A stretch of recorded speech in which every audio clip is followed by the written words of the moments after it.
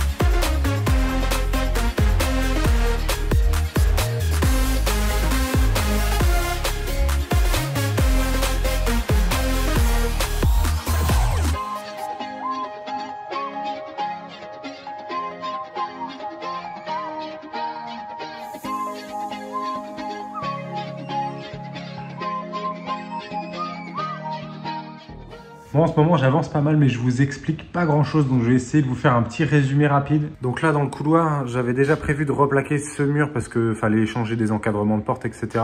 Par contre, j'avais pas prévu de replaquer ce mur et celui-là.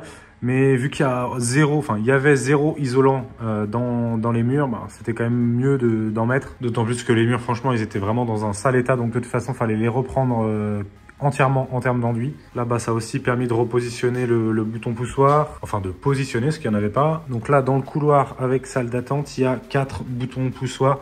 Donc je les ai déjà tous tirés. J'ai mis le télérupteur dans le tableau électrique. Je vous ai pas filmé ça. Donc là, pour l'instant, on voit des anciennes gaines qui restent un peu partout. Je les laisse pour l'instant provisoirement, mais celles que j'utilise pas, évidemment, je les couperai à ras. J'ai tiré pas mal de fils et de gaines aussi pour tout l'appareillage, on va dire, dans l'appart. Je sais plus si je vous avais montré, mais le plombier était venu pour, on va dire, faire le premier travail qu'il puisse faire. Donc poser le bâti support, tirer les évacuations et les arrivées d'eau. Donc là, ici, il y aura une salle de bain jusque là à peu près, et ensuite un WC ici PMR. Donc là, il va falloir que je fasse une cloison aussi ici. Donc que je plaque évidemment ce côté, faux plafond autoportant du côté WC, faux plafond autoportant du côté salle de bain. Et là, tout de suite, maintenant, je vais m'attaquer au faux plafond côté couloir salle d'attente. Donc là, c'est un petit peu plus compliqué parce que j'aurais voulu le faire en autoportant, on va dire sur la longueur du couloir, ça pose pas de souci. Mais en fait, je me retrouve avec un L ici. Et bon, la longueur est quand même importante. Donc, je pouvais pas mettre un faux plafond autoportant, on va dire, partout. Donc, je m'étais dit, soit je fais un faux plafond autoportant sur au moins la partie la plus simple. Et ensuite, je fais un plafond, on va dire, normal. Mais en fait, le souci, c'est que j'ai pas acheté de placo 4 bords amincis. Donc, c'est que du 2 bords amincis. Et je vais essayer d'optimiser pour avoir les bandes bord droit sur bord droit le moins possible, ou alors aux endroits où ça se verra en tout cas le moins possible. Donc si vous pouvez acheter des plaques 4 bords amincis, c'est beaucoup mieux. Juste là, c'était un peu galère au moment où j'ai fait la commande en termes des quantités et tout. J'avais peur de me retrouver avec des 4 bords amincis à mettre sur les murs. Et là, ça aurait été très chiant. Donc tant pis, j'ai fait au plus simple pour la commande. Mais après, je vais faire des bandes bord droit. Ça sera un peu moins esthétique. Mais après, avec un petit ratissage, ça devrait être quand même plutôt pas mal. Du coup, pour optimiser les bandes plutôt bord aminci vers bord aminci, plutôt que de mettre les fourrures dans ce sens-là, je vais les mettre dans ce sens-là. Comme ça, je mettrai mes plaques dans ce sens-là. Ça fait beaucoup de sens-là, mais vous avez compris.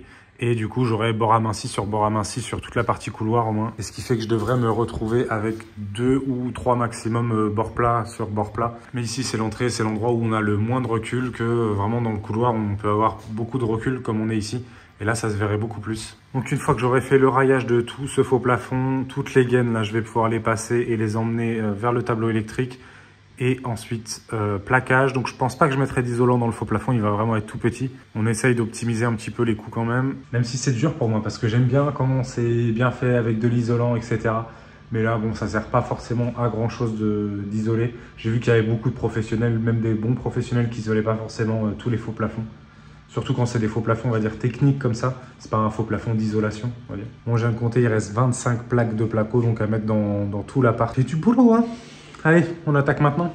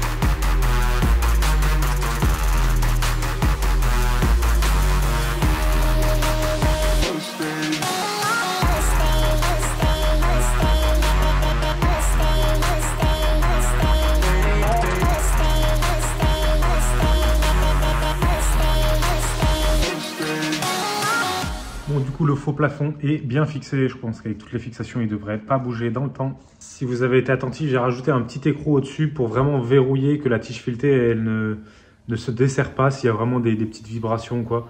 C'est un détail, je pense que c'est pas obligatoire, mais je préfère être sûr, comme ça va bien tenir. Donc j'ai fixé avec les petites chevilles en laiton exprès, elles tiennent jusqu'à 65 kg je crois par trou. Et j'ai essayé de me suspendre à une tige filetée, ça bouge pas et je fais plus que 65 kg. Donc ça c'est plutôt cool. Maintenant je vais pas encore plaquer le plafond, je préfère être sûr qu'il me manque pas une gaine quelque part avant de plaquer le plafond. Donc je vais m'occuper de la salle de bain, salle de bain WC patient. J'ai rajouté aussi une boîte de dérivation ici. Bon, je sais pas si je vous la montre parce que j'ai un peu honte quand même. Hein. Franchement, c'est du travail de merde. À la base, je voulais mettre tout ça dans un boîtier d'encastrement. Et déjà, je l'ai fait trop bas. Je me suis dit, ah mince, il va y avoir la plainte. Donc, je l'ai rebouché. Après, j'ai mis ça, mais il m'a éclaté tout le placo. Enfin, bref. Ça, c'est pas du bon travail. Hein. Je suis pas très content. En vrai, j'ai hésité à changer toute la plaque. Mais bon, je vais reboucher au map, bien mettre des bandes partout pour que ça résiste. Et ces boîtes de dérivation, là, c'est de la grosse MER DE. Voilà. En fait, il n'y a que 2 points de fixation ici et en bas. Et évidemment, celui-là, donc comme vous voyez, il a tout arraché. Donc, j'ai dû rajouter une petite platine en ferraille. Je ne sais pas si on verra bien, pour que ça prenne dessus et que ça ne m'arrache pas tout le placo. J'espère que celle du haut va tenir. Elle ne va pas tout m'arracher. Bref, sinon, du coup, là, je vais poser de l'isolant donc dans ces intermontants. Ici, pour ensuite faire la cloison qui va aller là et séparer donc la salle de bain du WC. Donc j'ai passé pas mal de gaines électriques, hein, je vous ai épargné ça. J'ai aussi prévu des gaines de rab au cas où. Celle-là, je vais faire on dirait un petit pansement, c'est mignon. Ah ouais, c'est la gaine pansement, c'est-à-dire s'il y a un problème, on a une gaine vide quelque part qui arrive pour, je sais pas, du chauffage, un sèche-serviette, une prise, enfin ce qu'on veut. Ça coûte rien, ça coûte 3 mètres de gaine jusqu'à la boîte de dérivation. Et puis, bah, ça peut bien nous arranger le jour où on a un problème. Donc, je préfère passer des gaines vides pour rien. Donc là, il y aura une prise haute au-dessus, le meuble vasque. Donc, j'ai bien repéré en bas la hauteur et la largeur par rapport à mon intermontant pour pouvoir repercer au bon endroit. Bref, vous voyez ce masque. Bah oui, la laine de verre, c'est pas génial. Je pense que dans le futur, on réfléchira à autre chose que de la laine de verre parce que c'est vraiment chiant à mettre et vraiment pas pratique. Pas très écolo non plus, je crois. Bref, on trouvera peut-être une autre solution dans le futur. Là, pour l'instant, on va tout faire en laine de verre. Souhaitez-moi bonne chance.